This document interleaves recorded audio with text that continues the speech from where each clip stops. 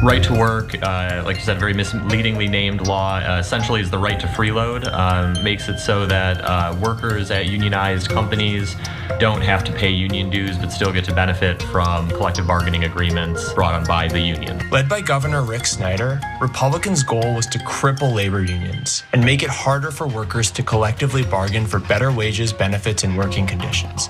And it worked. Unions lost 40,000 members in the last 10 years, and wages stagnated. Yes, that was before. This is now. Michigan is poised to overturn that state's right to work laws. Again, a union crushing law that has been the sort of project of organizations like the American Legislative Exchange Commission or something like ALEC. I forgot what it was. The Koch brothers. All these billionaire libertarians who have it out for labor unions have been trying to pass and have successfully passed right to work laws, but no longer because Gretchen Whitmer seems like she will be signing this new law that will be passed, rescinding that right to work.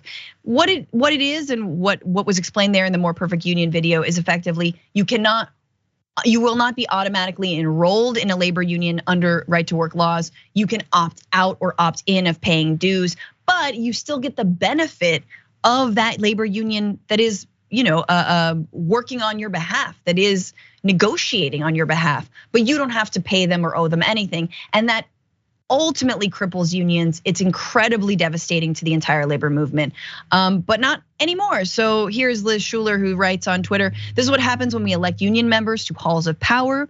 We fight and we win for working people. Right to work, hit the curb." And it's incredibly important. If it can happen here, it can happen elsewhere. Neighboring Wisconsin, you guys remember in 2014, the Scott Walker debacle, the sort of the grand standoff between labor unions and working people there. Scott Walker ultimately did sign the right to work laws. So hopefully this will catch fire. Because actually, as of now, this is according to the Washington Post, there are 27 US states that have right to work laws, mostly in the South and Midwest. They've been credited with the dramatic decline in union membership and growing income inequality in the United States over the past several decades, as some workers choose to save money in the long term by not paying union dues when it is optional.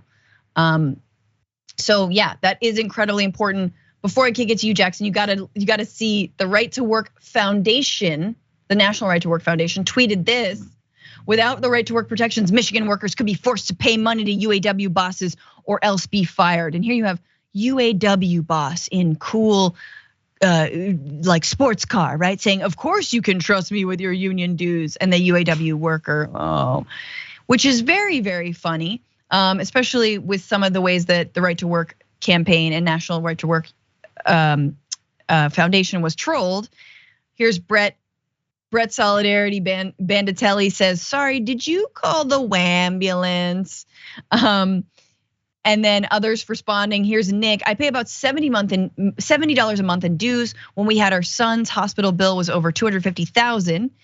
Because of my union negotiated insurance, I paid one copay of $25. Union dues have been the single best investment I've ever made in my family and in myself, and have paid me back 10 times over."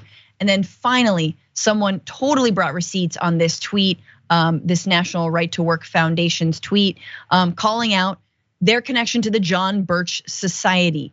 And if you needed to know, that John Birch Society is deeply involved and in cahoots with the Koch brothers. The National Right to Work Association has deep connections with the National Right-Wing Network led by the Koch brothers, Reed Larson, who led the NRTW groups for over 3 decades, hails from Wichita, Kansas, the home of Charles and David Koch.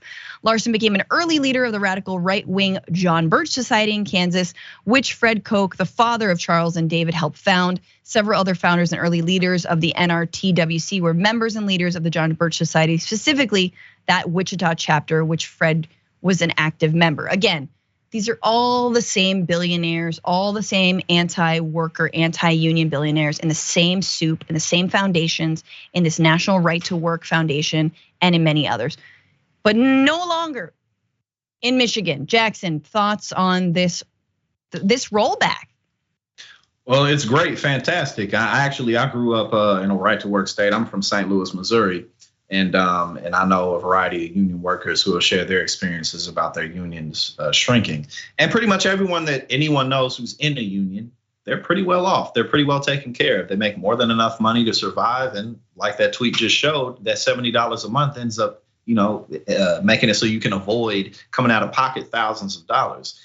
And that cartoon was hilarious because it's literally the antithesis of what it is. That's how corporate America works. You know what I'm saying? Like the idea that you're paying dues and it's just all going to the union boss. Sure, there's corruption in unions. There's corruption everywhere. But if unions were just scams, they wouldn't be legal. That's how corporate America works. The executives at the top, they get all the money. You know what I'm saying? So they're really just talking about themselves because at the end of the day, the reason there's a push against unions is because corporate America doesn't like unions. Management wants to be able to fire people when they feel like it. It's really that simple. Absolutely. Imagine demonizing $70 a month in exchange for like great healthcare. $70 a month in this economy is nothing, right? Like for the amount that people are having to for the bills that people are getting for whatever it is, for gas, for food, for obviously healthcare. That person was talking about his kid being born and was $250,000. $70 as an insurance policy and to have someone advocating on your behalf and to have buy-in, that's an incredible price. That is a lot you're getting for your dues. So yeah, it's just fun. It's fun to see whenever these like just sniveling capitalists who are like moonlighting as grassroots organizations try to meme and try to tweet as if the entire internet doesn't already hate them, right? Like, we're here, we see you. Like, we can call you out now to your face as you try to like be a little meme lord for the, for bosses.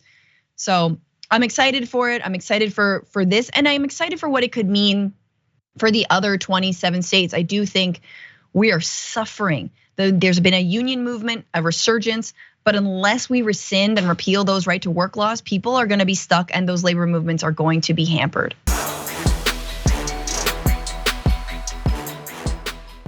For more political news, breakdowns, interviews, stories of activism, and me trying my hardest to care about the occasional big celebrity news story, subscribe to our YouTube channel at youtube.com/thedamagereport. And you can ring the bell wherever it is so you don't miss anything.